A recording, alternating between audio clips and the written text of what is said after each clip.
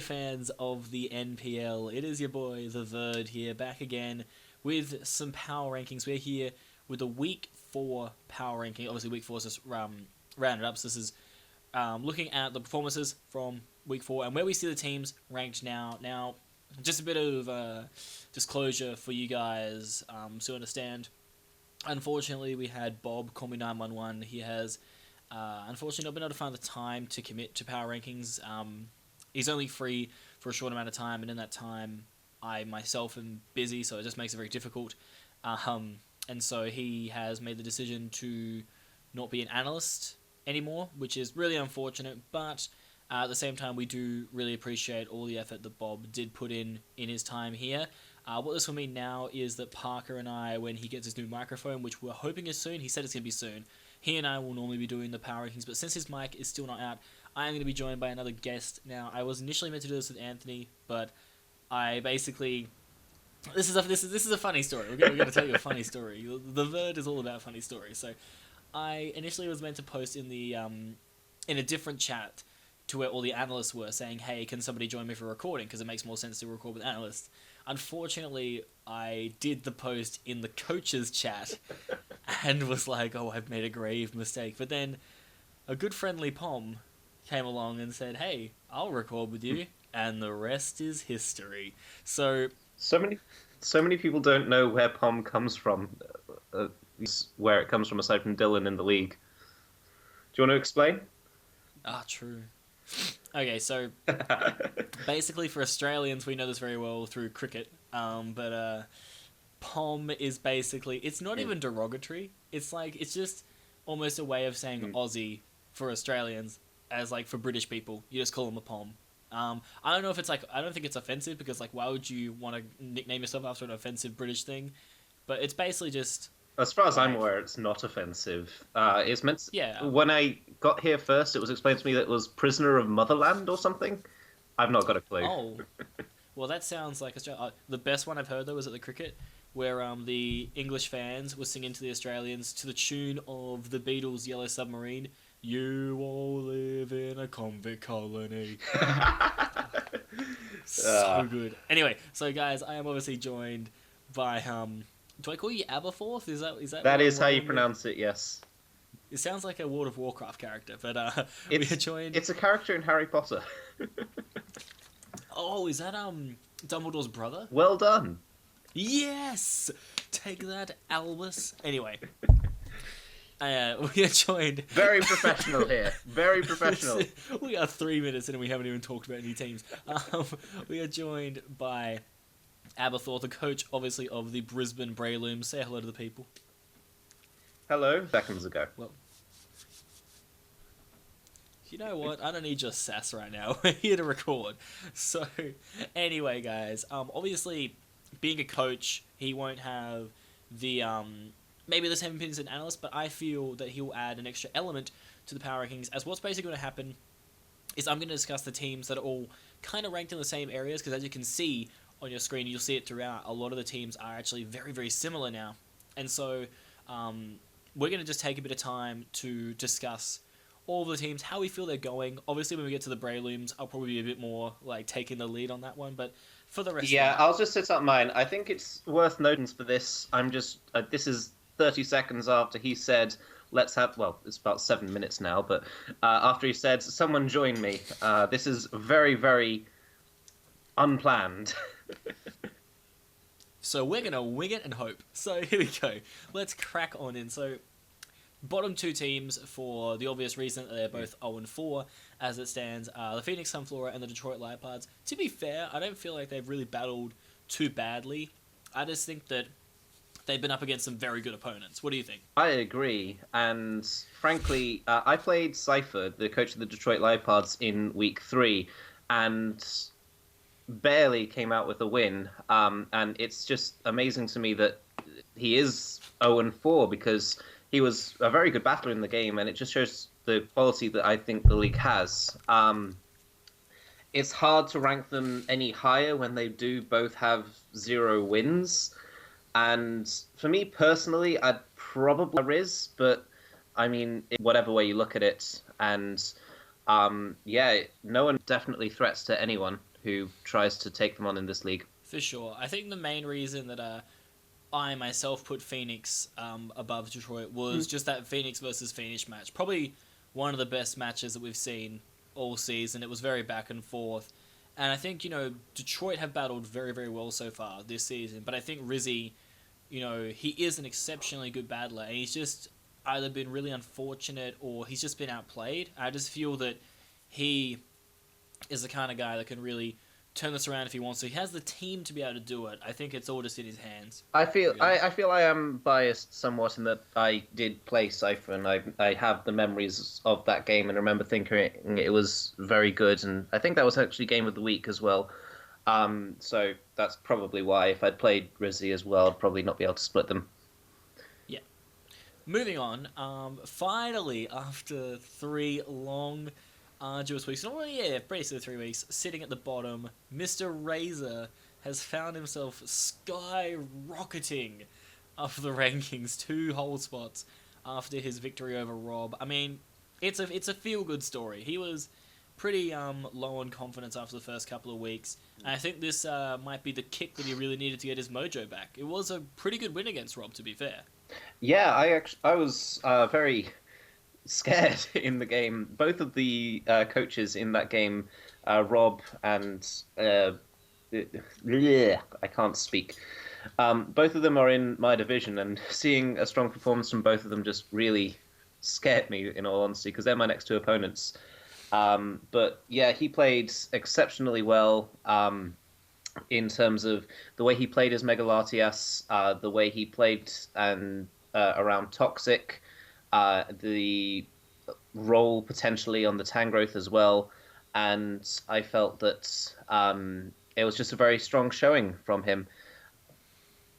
And I'm personally happy to see that he picked up his first win, because I wasn't. It was quite sad to see Razor in the chat just unhappy after losing his first couple of games, because no one likes losing, and you can all empathize, especially when you do start off with a losing streak, and you think, oh dear, you've got another 12 weeks of this, and I think it's good that his form is turning around.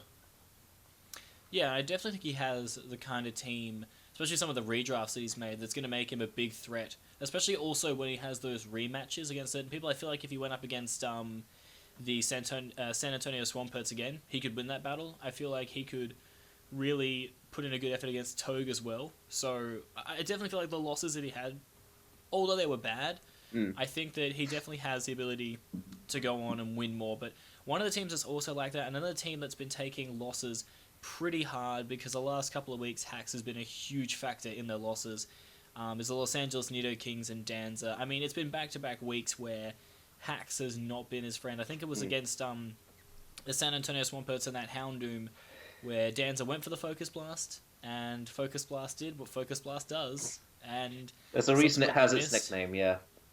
Yeah, I think it was unfortunate. I think that battle wasn't as unfortunate as the one against Trev, because Trev was more of a 50-50, whereas, even if Danza had killed the Houndoom, it was still going to be a tough battle. It was just more like, it was salt in the wound, basically. And that's like, obviously a big denter in confidence, but I have him above the other 3 teams there, because I feel he has such a good team, and he can battle incredibly well, as he showed against the Dwebbles in round 2, that he can bounce back for this to get a win. It's going to be interesting, though, because he's up against Rizzy next week, so definitely one of them's going to get a big boost, and one of them's probably going to take another knock, but we'll have to see what happens. How do you feel Danza's been going? I honestly would have probably ranked Danza a little bit higher than you. I don't know where specifically, but for similar reasons, but I think to a greater extent, because he has shown in the past, when he's been winning championships left and right, that he has this incredibly high potential that he can reach. And at the start of the season, his team was actually probably the one I was most scared by, and then I looked at the matchups and we don't have to play at all, so yay.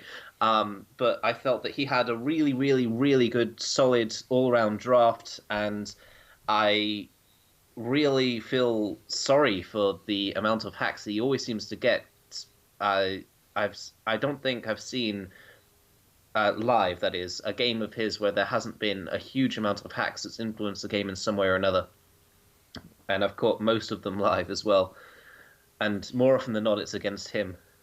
as well. I So. mean, yeah, I do feel bad for him too. Because like, I mean, if you look back, I had him ranked second overall just Mm. on draft. Like, I genuinely thought he was going to be one of the big teams to watch out for because it was a really scary team. But I feel just some of the battles haven't gone his way. But like you said, it's a long season, and there is a lot Mm. of time for a lot of these teams that are in the bottom four to bounce back and find themselves in playoff contention. So definitely a Especially rocky start. especially now that we're moving into the divisional matches, which essentially, well, in my opinion, count double basically, because for the next couple of weeks, every time he picks up a win, he's also knocking back his competition, and it could potentially mean that he can make a playoff run, especially this early in the season. But For sure. yeah, the strength of his draft and the history of what he's accomplished as a player means that I'd probably still have him up a few slots, but I couldn't say where precisely because then I'd have to figure out who I'd be bumping down and who I'd not. So uh, let's just say he'd be at least number 11, and I'd jump below him. How about that? Okay, if that's how you feel.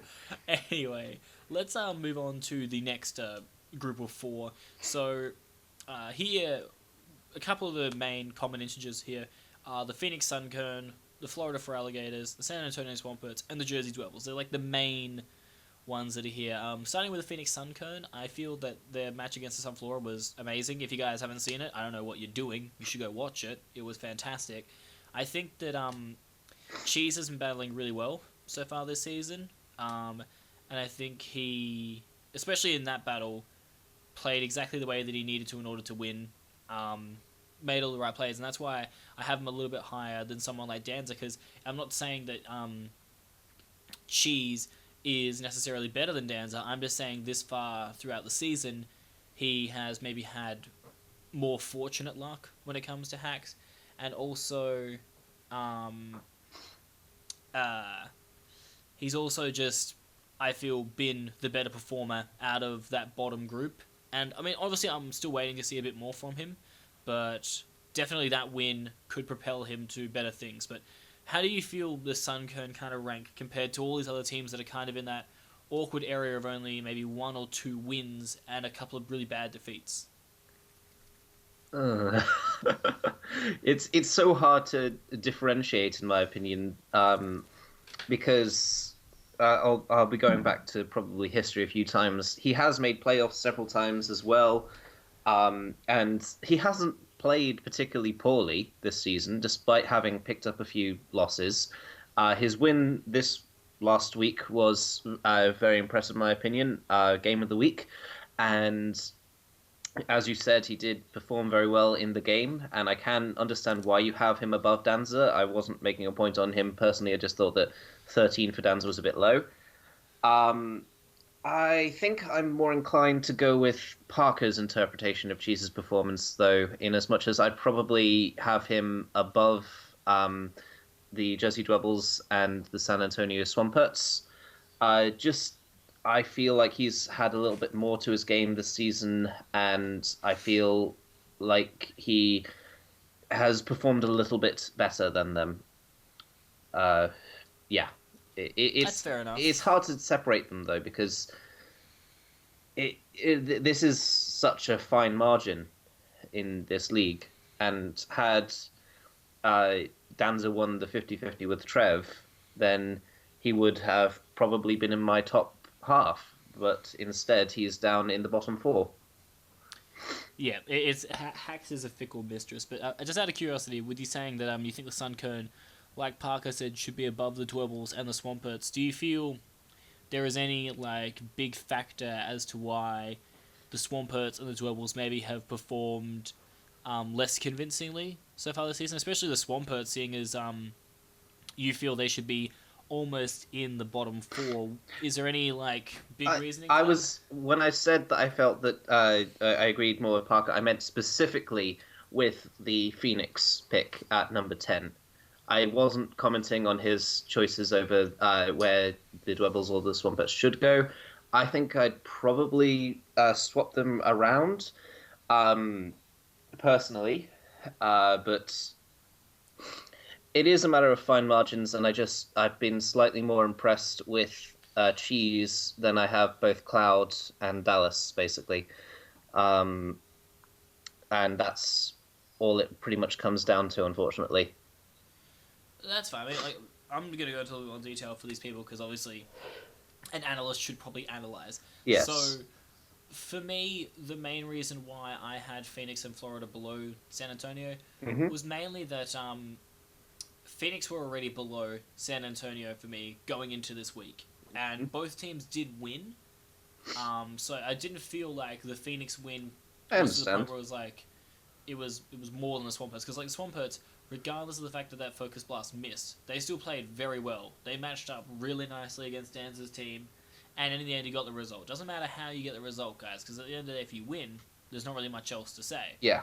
Um, the Feraligators are kind of wedged between that because at that point the Feraligators were 2-1 and actually doing pretty well for themselves, but obviously they hit that major roadblock in another fellow Australian called Gypsy King. The other fellow and Australian.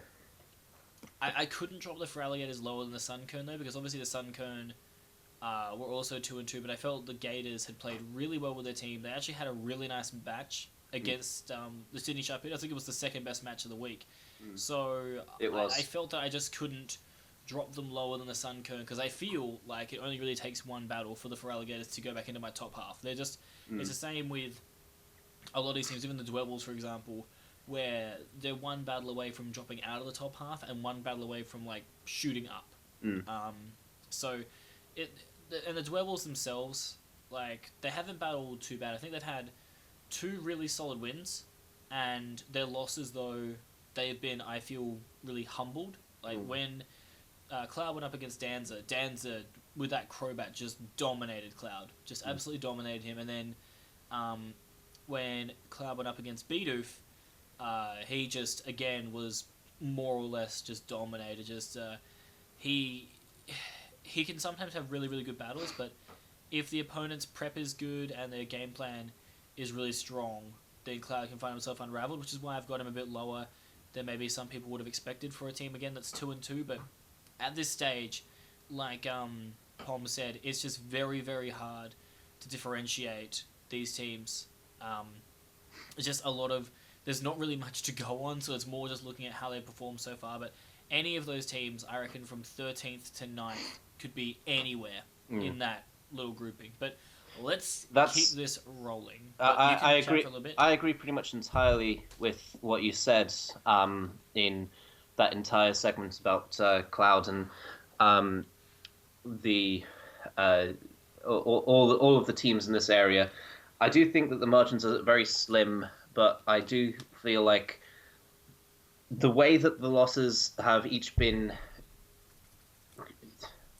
the way that they've all come about, and the quote-unquote quality of the wins, I feel, is why I'd have him below, say, Cheese. Yeah, I mean, I can understand that, because I know what you're saying, as in, like, that, you know, when he did win, it was very solid. It was like, you know, played the game, that's all good, but when he lost, it was, like, crushing defeats. But then again, although one of them was Gypsy, and I mean, that's crushing defeat is pretty much what he does. So, and the other thing is that if we're going off that premise, then you look at the two times that Trevor's lost this season, obviously up against Jolt and Maddie, and both times he was pretty well humbled by both of them. I think it then just comes down to how we see the battler themselves and the team that they have.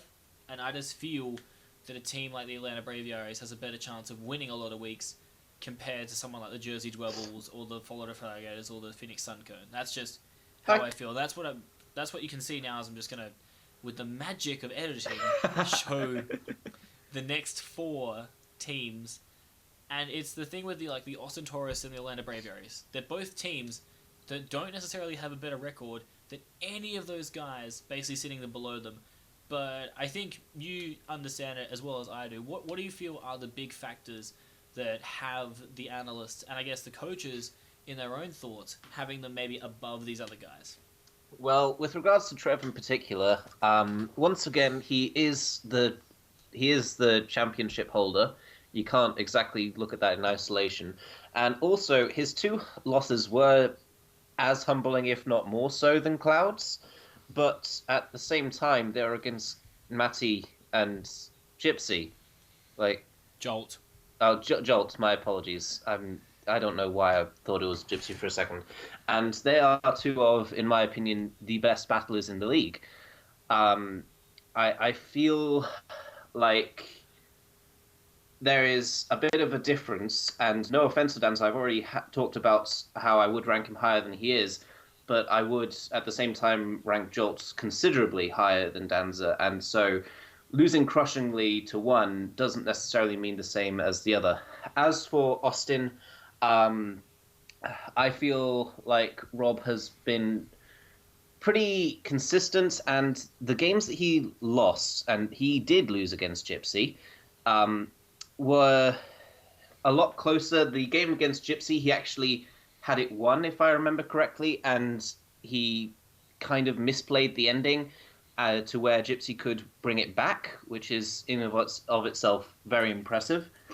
And the other game he lost wasn't nearly so convincing. I feel like he has more to him than the teams that are below him, basically.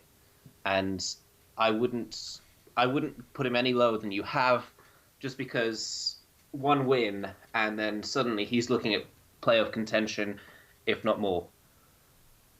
Yeah, I definitely agree. Like, there's not really much I can add on to that, guys. He's pretty much hit the nail on the head. It's just two teams that have a certain pedigree to them compared to the others, and two battlers who a lot of people would bet a lot of money on to win a lot of their matches, is how we kind of see it. But obviously, these things can change because they've really got to prove themselves this week, because obviously for Trev, he's facing a situation where he could be 2-3 after the first 5 rounds as champion, and Rob really needs the win to kind of get himself back on track. Well, thanks.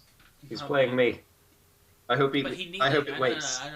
I know, but like in an analyst's point of view, he needs this win, because if he doesn't win it, he goes 1-4, and that's like. I agree. Pretty detrimental to him. Obviously, it's great for you, and as you can see on the screen, your Brisbane Braylooms are sitting nice and proud there at number 5 for me. I mean, I'll go get a drink. How about that?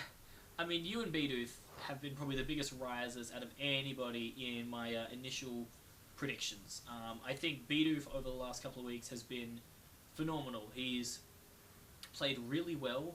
I think he had like 1 week where he hasn't battled great. I believe he's 2-2, but I could be wrong. I'm pretty sure he's 2-2. And I think that the way he's battled has been exceptional. Sure, he's lost a couple of battles because, prep-wise, didn't do the smartest things.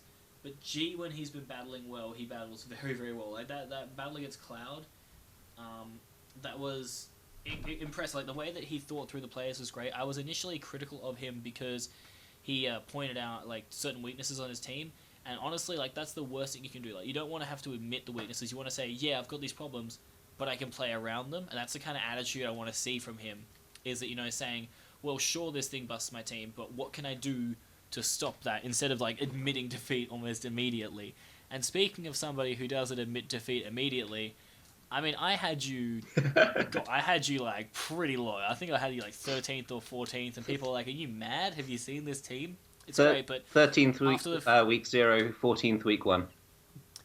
And that was just because the first 2 weeks, 2 losses. And I was no.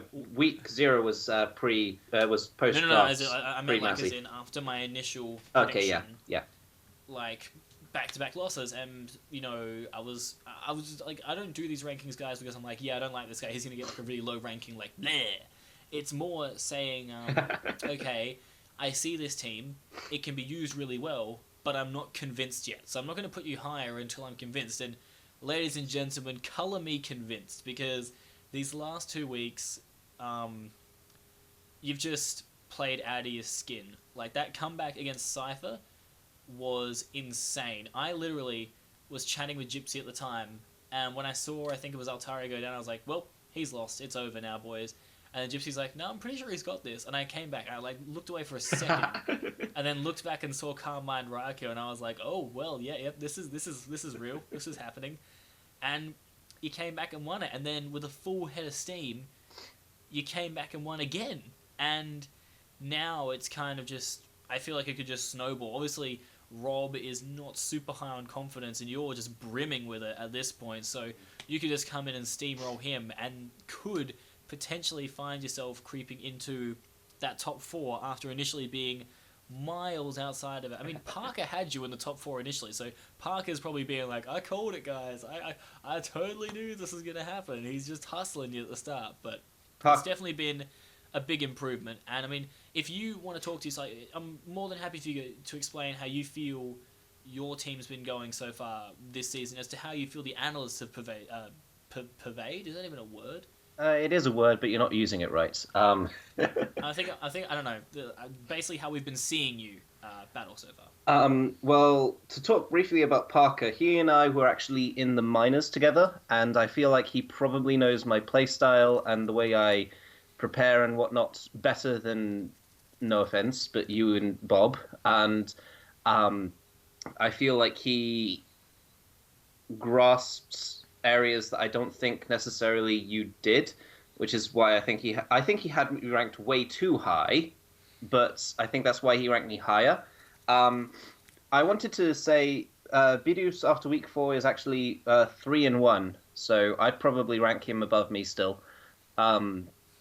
But as for how I feel, I take not being number 1 as a challenge, basically. If I can't aim for the top, then there's no point continuing. And the fact that I am yet to be at the top just means that I feel I have another target to reach and aim for. And I'm grateful for the analysts of providing me that. And I also appreciate the support that Parker does give me. I think the lowest he ranked me, what was it? I think it was like 8th or something, and I feel like that is perhaps being a little too lenient on my first 2 weeks. But I mean, you're talking to a guy who... Well, you had me 14th and 12th or something. I had the Austin Taurus when they were 1 and 2 ranked 4th. Like, I can't talk, so... yeah, just shut up then. But yes, I do feel like one of the big things that I don't think you've mentioned is the actual transactions, though. I agree with what you think about my original team, and that I think that it wasn't quite working, and that's why certain transactions have been made, and I'm now a lot more happy with the team that I have. I think also to just add on to that, for you guys to understand, another reason why I have Trev still so high is because if you know the team that Trev has, the expectation is that a lot of weeks he's probably going to win. Like, he has that's arguably now... That's not no, I know obviously that comes down to him as a battler because he was outplayed to the extreme by Maddie, but it's the premise now where if Trev can use his team properly, because with the redrafts that he's done, he has probably, I'd say, one of the best teams, if not the best team on paper. Oh, it is by far the scariest. Like, you give any team Sand or Manaphy or Charizard X, and they're instantly threats. You throw all of them onto a team, I'm grateful I'm not in his division.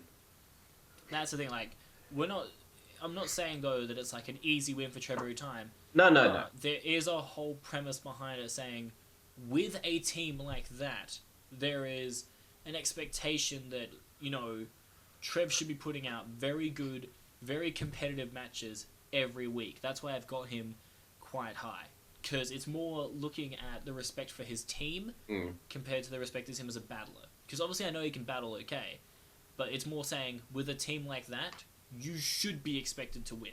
Like, that's what I was saying, basically. But the next thing I kind of want to get into, basically to kind of round us off for this Power Rankings, is I feel there are, like, a couple of distinct groups right now when it comes to the rankings. I feel the bottom 3 teams are kind of still in that little same group. I feel then from 13th up to about, I want to say actually 7th. I really feel from 13th to 7th, that's itself another group. Because I don't feel Atlanta and Austin are safe. The Australian in you is coming out, yeah. Let me guess your next group, 6-3. No, not 6-3, 6-4. Yeah, 6-4 by, because, see, the thing is, you and Jolt, like, it was very hard differentiating between you two, because, like, obviously could have easily put you above Joel. Like, which is what Parker did. It was like a basic 50. I think the reason I didn't was because Jolt had played very, very well in the battles he's won, and I feel in the match against Togue, that was That was really on unfortunate for him, someone not reading. So which I feel is not like enough of a way of saying that Jolt misplayed, because it was the opposite. Jolt actually made the good play, and it was down to his opponent not realizing what the hell was going on. I feel Jolt wasn't able to capitalize. I feel like the game would have gone severely differently had it been played on Showdown. I wholeheartedly agree, and that's why I feel that I couldn't really put Jolt below you off of something as like technical as that. But that being said, and I've said it time and time again, with power rankings like this, the moment somebody above you slips up, the people below can capitalize so easily. But as you guys can see, magic of editing, the top 4 is right in front of you. And obviously, like I said, the Toronto Raptors are in that bit of a bubble where it's from 6th place to 4th place. They're all just you're all 3 of you are kind of vying for that last spot in the top 4. I feel like you're all pretty much on the cusp of it, and it really just comes down to, now who battles better on the day. Obviously, all 3 of you though have very tough matches coming up, so it'll be interesting to see how it goes. But quite clearly, I feel there is a definitive top 3, and I think you can agree with me on that. When it comes to the groups, there is a very definitive top 3. That being the 3 between them have 1 loss. So if that doesn't say all that it needs to, yeah, I feel that Togue probably I would say is the weakest out of the 3, just because I would agree. I believe it was him that had the loss. Against Jolt, he was the one that didn't read the air balloon. Yeah, so potentially he could have been 2-2 at this point. So that's why I feel like he's a little bit lower, because the top 2 are undoubtable, and I think the 3rd is just above the group that you mentioned, but easily below the undefeateds. Yeah, and it'll be interesting to see actually how Toad goes in his divisional matches. I feel those are going to be really important, and they could make or break his season. Despite how good his start has been, I feel like, as you said, those divisional matches are going to be very, very important. Yes, I agree. But let's just take a minute to chat about the top 2, because obviously 4-0 is a very good way to start the season. And as much as I wanted to put Gypsy above Maddie, because Gypsy did play really well against the Gators this week, I mean, going into that battle against Trev, like, surely the team building process must have been a nightmare for Maddie. Like, he must have not been looking forward to that battle, knowing how many threats Trev had. But just pointing it out, unless I'm mistaken, Trev didn't have the full Sands team for that game, did he? I don't know. Like, he had like a lot of elements to it. I don't think. Just so everyone knows, this is being recorded like the day before the Week 5 games are set to go up. This is a week and a half since we've seen the games. I think I know he definitely had Drill, Manaphy, and Zard. Just the fact that they were there. Yes. Okay. The fact that they were there and were actual genuine threats to his team. Yes. I feel that, Matty, much like he did in the first round against you, just built the exact team that he needed to do. He did the exact things that needed to happen in order to win. And, I mean, when you look at it that way, there isn't really much else you can ask for in terms of an analyst. Like, he's basically done the right prep, he's had the right team, and he's battled the exact way that he planned to, and got the result against somebody that we all thought, with the team that he has now, is going to run away with the championship. But Maddie's kind of shown us that, it's not all it's cracked up to be, because, with the right prep and the right decisions, you can make it work. Granted, I was wrong, by the way. Trev did have a full Sand team. It was Stoutland, Sharpedo, X-Grill, Hippowdon, Manaphy, Zardex, the team he brought. And if that doesn't... if that doesn't say something...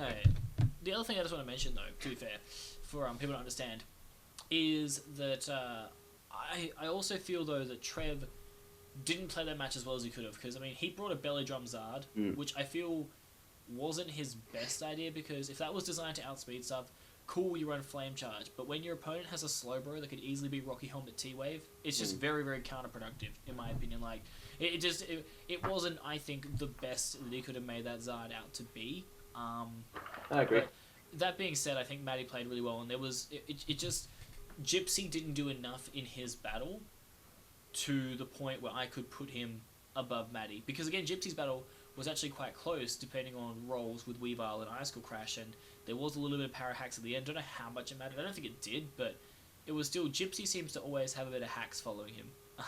I've been watching a lot of his battles lately, not including the one against you, because we don't talk about that battle, but I think in a lot of his matches, it's not necessarily hacks that defines the battle, but I think in the battle itself, it's definitely denting the confidence of the people he's up against. And 100% agree. As a victim of the hacks, I 100% agree with that. None of the hacks in my game with him mattered in the slightest if you look at it on face value, but the way that hacks affects you as a player, knowing I got the Will-O-Wisp Sleep Talk, but it missed on the thing I needed to hit. I got the flinch on the thing that I was sacking off, and it lived, etc., etc. None of it matters in terms of just looking at from a computer mechanic, like, you were sacking it off. It doesn't matter. But the way it affects the way you think is something I think people often overlook, and they shouldn't. And I actually do want to talk about my game. That's the reason I'd actually have Dylan above Matty. The 100% reason is that my game against Matty was closer. And that's it. So my personal biases but I feel like were you're just... battling against Dylan. I feel like you're battling against Dylan. Well, Gypsy, sorry. Gypsy. You can call him either. It should have been closer. That's the whole premise. I don't think it was... Even if none of the hacks happened, I don't think it was ever going to be a 1-0. I think it was probably going to be a 2 or 3-0 in his favour. But I wouldn't even then say that just means that Dylan is therefore better than Matty, because if you think about it... I would like to point out, I am very biased. Oh, I know. The main thing I just want to point out is if you look back through Matty's battle, he explained it so clearly. There was only one way he could win, and that was getting rid of Bronzong. And he executed the Magnezone play right when he needed to do it, and it worked, and it basically got him the win. Whereas Dylan... Dipsy... Just call him Dylan. I'm just gonna start calling him Dipsy. I don't care. So Dipsy... freaking one of the Teletubbies right now. Anyway. So Poe, in his matchup against... Jeez. Rizzy Poe? Oh, God, no. Jolty Walty? Lala. Who is Lala? Dalalas? Very professional commentary from your totally professional analysts here. Dan's Lala. Anyway, good old Dipsy over there. He basically, I feel like he didn't go in with as much of a game plan as Matty did. It wasn't as methodical. And I think as an analyst, obviously anybody can have their own opinion. Like, I don't give a shit. That's fine. People can believe whatever they want to believe. It's cool. But as an analyst, the way that Matty thought through the battle and executed his battle strategy, and he does it week in, week out, in my opinion, I feel has made him better than Dylan. I think they're both, though, the by far best two battlers in the league as it stands so far this season. But as you said, and that's the big thing you guys have to keep in mind, that was a really bad clap there. The first thing you guys have to keep in mind is that the divisional matches, as Pom said, they're coming up, and it basically can change the freaking game. Like, it definitely, like you said, wins are so much more important. It's not just about being, like, let's say a 3-1 team against a 1-3 team, because if both of you, like, if your opponent beats you there, then suddenly it becomes 2-3 against 3-2, and they're one win away from catching up to you. Whereas like, if the you moment win, you lose. Whereas if you win that one, you're now 4 or 5, I forgot your analogy already. You're now several points clear of them, and they're your direct competition. Yeah, 4-2 to 2-4, basically, in that situation. So it's really huge. It's really huge. So definitely something to keep in mind for you guys that'll be watching. These rankings, I feel, are going to change drastically when it comes to the divisional matches, because these ones is just more people getting into their battles, understanding their teams. But now there's a good assumption that everybody understands their teams, knows what they're using, transactions have happened, people are pretty happy with their teams, aka the Breloons and the Braviaries. Braviaries so more than the Breloons. If I'd gotten his team, it would have been through the roof. But I feel definitely now that things are going to start getting interesting, and I feel I'm as an analyst, I'm very excited for these next few weeks where there are going to be a lot of very, very important battles. I think these ones I feel are more important than the rematches, because in the rematches there's a lot of creativity, obviously, because you've already used a lot of good ideas. But in the Oh, first I've not used divisional up all my matches, ideas. I've got a couple really, really neat that's the ones coming thing. up. In the first divisional matches, though, that's where you see the most creativity, because the desire to have to win those matches is so important. It can just put you in such a strong position at the early stages of the season that I feel we're going to see the best out of our players in this tournament. But that is basically it for us, guys. I myself have thoroughly enjoyed this sit down. I've been in a dressing gown this whole time. I probably should have been sipping some milk or something. But I have thoroughly enjoyed this. I want to again thank my good friend Aberforth. I probably just butchered that by going No, but, you said it correctly. Well done. thank you for joining me for all things Pokemon, Teletubbies, and Harry Potter. I'm literally going to start calling him Dipsy from now on. I don't care. It's Dipsy, Jolty Walty, Rizzy Poe, and Delalis. If you keep that up the entire season, I applaud you. I'm doing it. I'm locking it in. It's happening. But He's anyway, on record with this, people. You can't take this back. If you guys have enjoyed this video, then by all means like it. That would show some great support to the channel. We would very much appreciate that. Also, subscribe to the channel if you haven't, because you'll be able to see all the analyst content that we do, not just by myself, but by all the other amazing analysts we have here. And the most important thing of all is to subscribe to all the competitors, because this league is all about these competitors and what they can do. So go subscribe to Aberforth, go subscribe to Dipsy, Jolty Walty, all the great NPL Teletubbies that are out there in the world. You notice he gave up halfway through that time. He didn't want to go through it again. I mean, Jolty Walty and Dipsy are just the best too, to be fair. Rizzy Poe is pretty good, though. I like that. And Delalis. But there we go. Got through them all. Anyway, so the last thing, guys, is to comment down below. Let us know if there are any other creative cartoon nicknames that I can give to any of the other competitors, so I can use them in the upcoming power rankings. If you find it entertaining. If anyone mentions a goat with regards to me, I will get on the MPL channel and delete your comment. That is all. Can I make a sheep joke? No, I'm not Welsh. Well, hey, I got a good Or New joke Zealander, about that. rather. I got a good joke about that, but it's not safe for our viewers, so I will save it for afterwards. That's going to do it for us, guys. As I said, please go check out Aberforth's channel. He does really solid Pokemon content, and as we've said, he is a competitor in the NPL, so you got to go watch his battles. He's up against Rob this week, which is like basically going up like right after we upload this, so Yeah, like within 12 hours. So definitely go check it out. Do that. But anything you'd like to say before we head off? Teletubbies, what? Yes. Thanks for watching, guys. Subscribe to this channel. I really enjoy all the analyst work that's done, especially by power rankings are always my favorites. I love objectively ranking people on feats that don't matter. And yeah, Verd will see you all next time. I'll see you if he needs another shoe to step in occasionally. Faux shizzle. Well, hopefully Park will Oh be back God, next. no! Don't ever say that again. Jesus, What's you are crack-a-lack? way too white to say that. Hey, I'm half Dutch. Leave me alone. I'm like That's tanned, even man. worse. I'm You tanned, realize? man. I don't care. You just hating, player.